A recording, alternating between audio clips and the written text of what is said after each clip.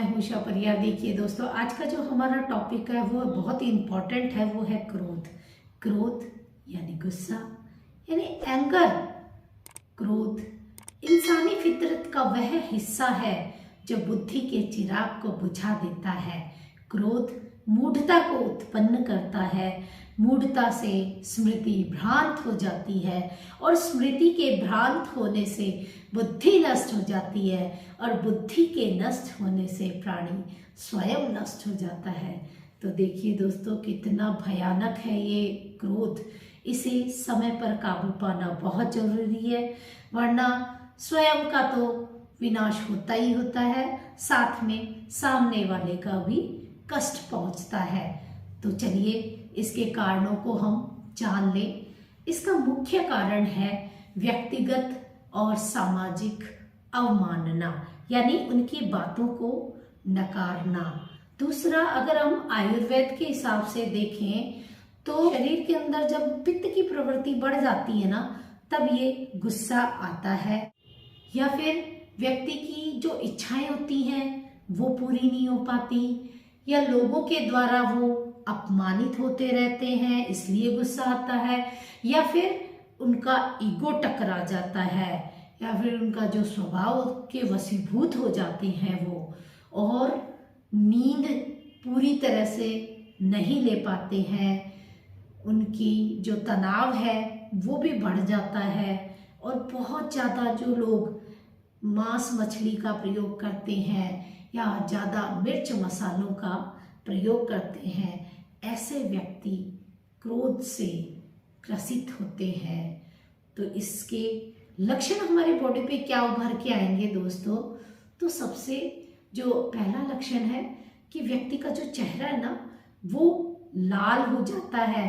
वो तरह तरह की आकृतियां बनाता है चेहरे की, और झुंझुनी टाइप आती है उसको।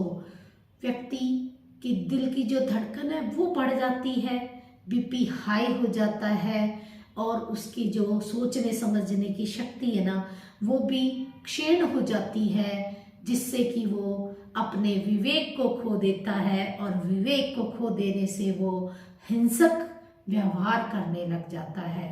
तो दोस्तों, इसमें सावधानियां बरतनी बहुत जरूरी है। सावधानियों में हम क्या करेंगे कि व्यक्ति को संतुलित आहार लेना चाहिए, यानी संतुलित खाना खाना चाहिए। इसके अलावा व्यक्ति को भरपूर नींद लेनी चाहिए, और सोच समझ के मन शांत करके ही बातों को सोचना चाहिए और बुद्धि से काम लेना चाहिए। अगर किसी व्यक्ति के बहुत अचानक मतलब क्रोध आ जाता है तो उसको कैसे शांत करेंगे हम? वो व्यक्ति क्या करेगा कि लंबी गहरी 10 से 15 श्वासें लेंगे इस तरीके से,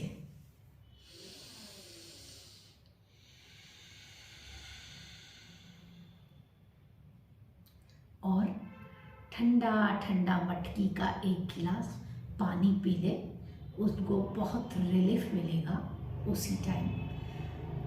इसके अलावा हमें जो योगासन करने हैं वो हम जान लें।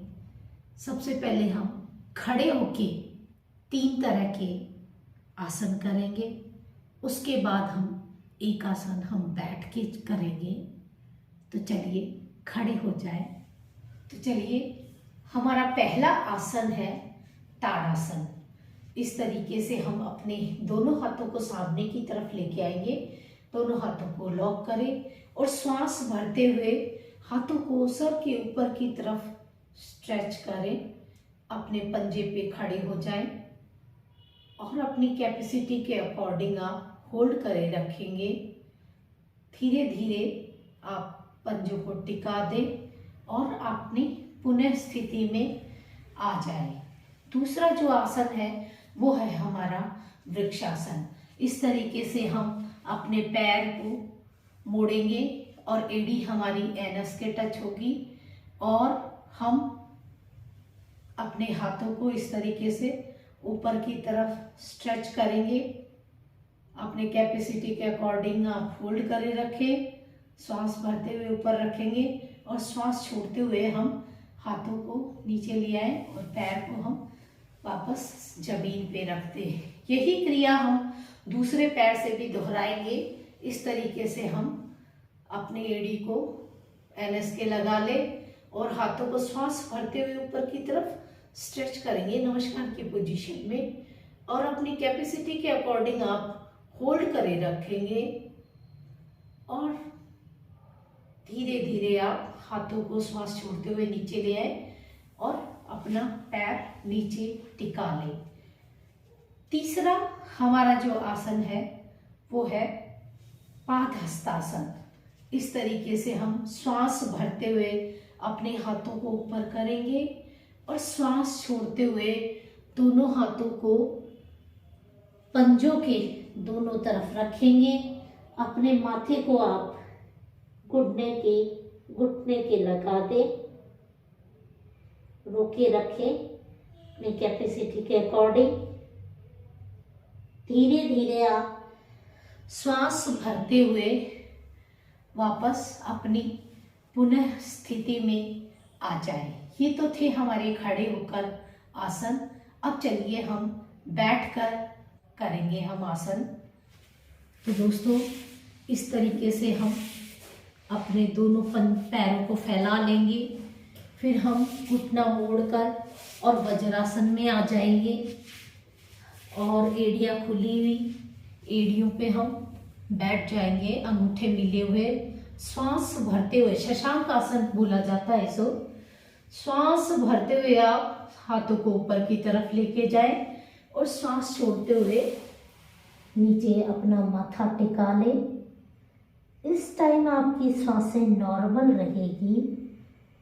अपनी कैपेसिटी के अकॉर्डिंग आप आसन को होल्ड कर सकते हैं। फिर श्वास भरते हुए आप पुनः स्थिति में आ जाएंगे। तो दोस्तों ये थे हमारे आसन। नेक्स्ट वो है हमारे प्राणायाम। देखिए दोस्तों प्राणायाम बहुत इम्पोर्टेंट है क्योंकि क्रोध है वो एक भावनात्मक प्रतिक्रिया है।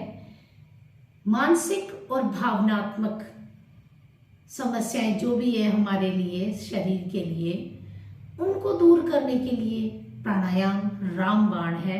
तो सबसे पहले हम जो प्राणायाम करेंगे वो है हमारा अनुलोम विलोम। इस तरीके से आप किसी भी आसन में बैठ सकते हैं। एक हाथ से आप ज्ञान में ध्यान मुद्रा बना लें। हमारी जो इंडेक्स फिंगर है इसके टिप को आप थंब के टिप पे लगा लें, बाकी तीन उंगलियां सीधी रहेगी। दूसरे हाथ से हम अनुलोम विलोम शुरू करेंगे। हम अपने जो राइट नोस्ट्रल है उसको बंद कर लेंगे और लेफ्ट नोस्ट्रल से श्वास लेंगे। फिर लेफ्ट नोस्ट्रल को बंद करके राइट नोस्ट्रल से आप श्वास को छोड़ दें। राइट नोस्ट्रल से श्वास लेंगे आप, फिर राइट नोस्ट्रल को बंद करके लेफ्ट नोस्ट्रल से श्वास छोड़ दें। ये था हमारा अनुलोम विलोम का एक चक्र। कम से कम आपको रोजाना 15 मिनट ये अनुलोम विलोम करना है। तो नेक्स्ट हमारा जो प्राणायाम है वो है नाड़ी शोधन। देखिए दोस्तों ये जो नाड़ी शोधन होता है ये अनुलोम विलोम की तरह ही होता है, सिर्फ इसमें श्वास को होल्ड भी कर रखते हैं। यानी 4 सेकंड में जैसे हमने श्वास लिया, फिर 4 सेकंड में हमने श्वास को रोका और फिर 6 सेकंड में हमने श्वास को छोड़ दिया। यानी 4-4-6 का रेशियो हमारा इसमें रहता है। तो चलिए शुरू करेंगे। एक हाथ में वही ज्ञान में ध्यान आप मुद्रा बना लेंगे और सीधे कमर गर्दन सीधी, आंखें बंद, और शुरू करेंगे हम। लेफ्ट नोस्ट्रल से हम 4 सेकंड में श्वास लेंगे, फिर श्वास को 4 सेकंड में हम रोकेंगे। लेफ्ट नोस्ट्रल को बंद करके राइट से हम 6 सेकंड में श्वास छोड़ देंगे।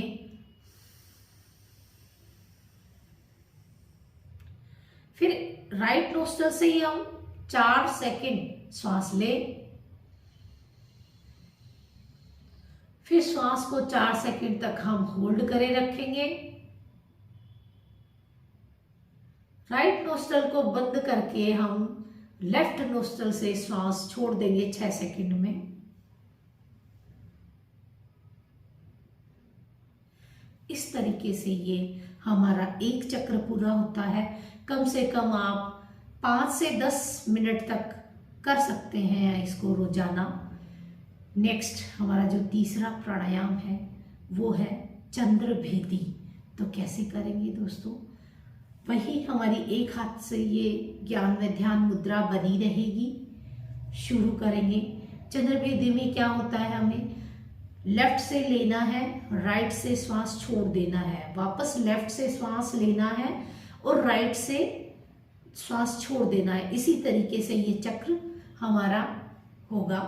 तो चलिए शुरू करते हैं। आप राइट नोस्ट्रल को बंद कर दे, लेफ्ट से श्वास लें, फिर लेफ्ट को बंद करके राइट नोस्ट्रल से छोड़ दे, वापस राइट नोस्ट्रल को आप बंद कर दें और लेफ्ट नोस्ट्रल से श्वास लें, लेफ्ट नोस्ट्रल को बंद करके राइट नोस्ट्रल से श्वास छोड़ दें। इस तरीके से ये हमारा चंद्रभेदी प्राणायाम हुआ। इसे आप कम से कम 5 मिनट तक करेंगे। नेक्स्ट जो हमारा आता है वो है कलर ध्यान, यानी हमें कौन से कलर का ध्यान करना है और कहाँ पे जाके हमें ध्यान करना है। तो दोस्तों आज्ञा चक्र पर हम श्वेत रंग का ध्यान करेंगे। इससे हमारा जो क्रोध है ना वो शांत होता है। तो कैसे करेंगे?